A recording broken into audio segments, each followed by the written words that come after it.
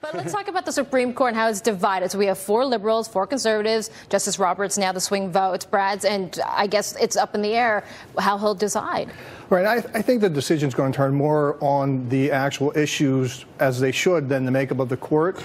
I mean, here you have an issue of a national emergency, but yet a lot of the statistics are suggesting that the numbers are actually reducing with border issues. So it's going to be challenging to argue that the Supreme Court would decide this based on its makeup and not the actual facts of it. Okay, Brad, so, again, this is not the first time that the president has used and invoked a national emergency. As I mentioned, Clinton 17 times. He's declared it. George W. Bush 12 times. Obama 13 times. So isn't there already a precedent? Well, there's obviously a precedent because it's a power vested in the president. The problem here, or the uniqueness to this issue, is that almost all the past usages were for foreign crisis or international issues. This is for domestic construction, so it's viewed very differently. But I think the issue is really, it shouldn't even go to the Supreme Court. I think that we often vest in the Supreme Court the right to make our decisions and our laws, but it really should go to Congress and see if they get the super majority. We tried this, didn't we? Exactly. Well, no, there was a 35-day shutdown for a reason. Right, but they could still vote to change the national emergency.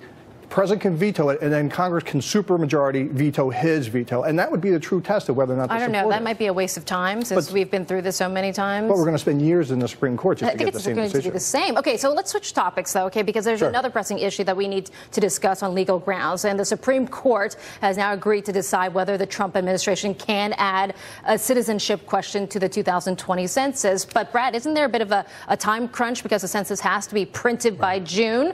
So where do you think the justices are going to come down on this? Well, you're exactly right. I don't think whether they come down or not, I know they did decide to expedite the hearing on this, but considering the deadline and the importance of this, because if they don't do it now, it's 10 years before we get to do it again, I think the consensus is going to go out without the question. But isn't it leading? I mean, is this legal to add a citizenship question in the census, Brad? Well, sure. I mean, they've done it in the past for many, many years. The question now is both sides, to a certain extent, suggest that this question is going to frustrate the purpose of the census to get the true, accurate representation of people. So putting this question in is going to decrease responses.